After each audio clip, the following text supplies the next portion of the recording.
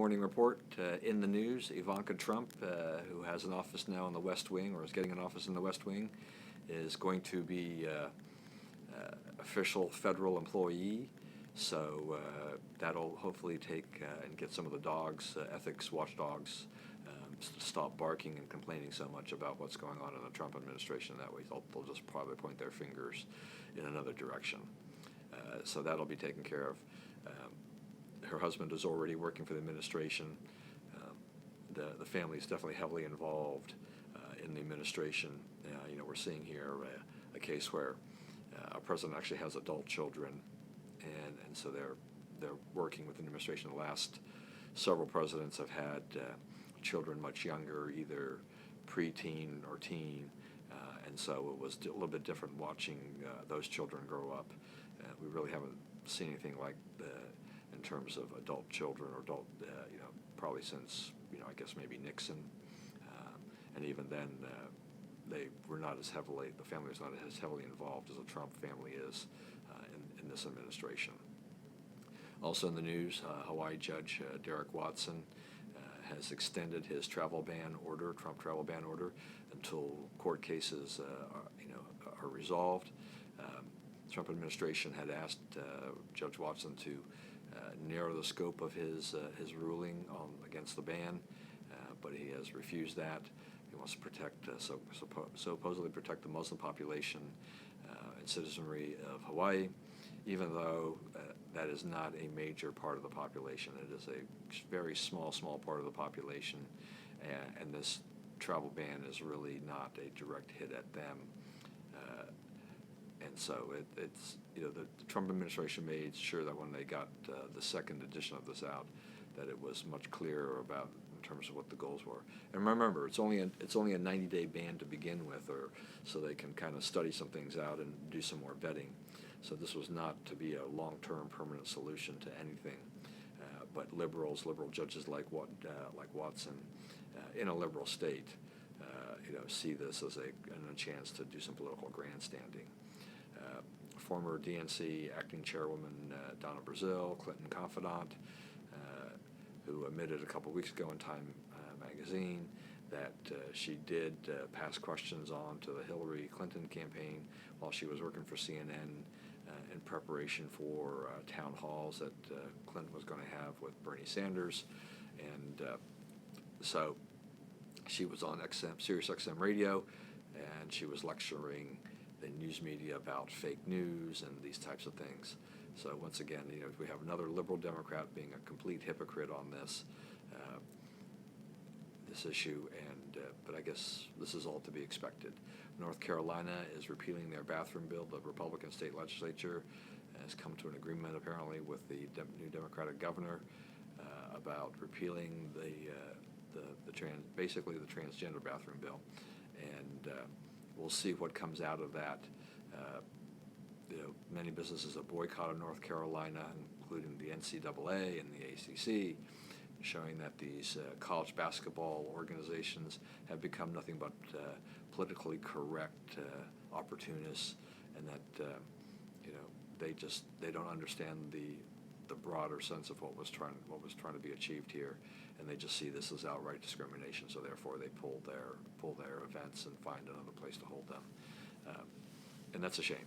It really is that these sports leagues have become so heavily politicized and become so politically correct. What we'll see in the end of this, I don't know, but hopefully it still will not allow someone a man who feels like a woman to enter the women's bathroom and vice versa. I think the women are probably more uncomfortable about this than the men for various reasons, but I think if you really polled, did an honest poll of adult women and even teenage women, I think they would feel that this becomes a safety issue as well for them, as well as a potential predatory problem for young children in bathrooms that are unaccompanied by their parents.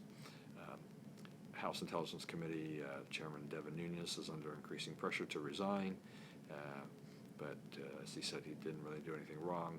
And the Wall Street Journal, I think, said it best. It said if you're going to request Nunes to resign, then Adam Schiff, who's also on the committee, Democrat from California, should resign as well, for spreading the false information, the fake news about President Trump that attracted a lot of attention but had no basis in fact.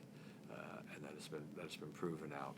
And so if you're going to ask Chairman Nunes to resign, the Journal thought that Schiff should go as well, and we know that's never going to happen. So Democrats, be ready to deal with Devin Nunes going forward. Judge Gorsuch, waiting for his confirmation hearings. That is proceeding along slowly. No Democrats, to my knowledge, have public come out and said that they're going to vote for Gorsuch's nomination. If the Republicans look at the head count and they can't find the 60 votes they need to move this forward, they will then go ahead and use the nuclear option and get this done that way, which will only require a simple majority, which they already have. This would be a tragedy for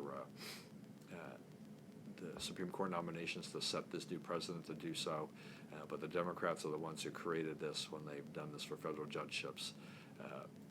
Just keep in mind that Judge Kagan and Judge Sotomayor were confirmed by decently large-sized margins, which required the cooperation, the votes of Republicans to do so. Those were 2-to-1 margins, and the Republicans realized that they could not find anything that would disqualify those particular judges from serving on the Supreme Court, and the Democrats have not found anything that would prevent Neil Gorsuch from serving on the Supreme Court, but they are just so mad and upset about Merrick Garland's nomination not being acted on, and their animus towards Mitch McConnell, that they're willing to stake their future really on this. And believe me, I mean, you block this nomination and there's no good reason to block this nomination. I think, particularly if you're in a red state, you're a Democrat, you're going to be extremely vulnerable. I don't know how the Claire McCaskells of the world would explain to her constituents that she voted against a very qualified judge to sit in the Supreme Court, just because she was ticked off at Merrick Garland not getting a hearing and a vote, that just needs to be water under the bridge at this point.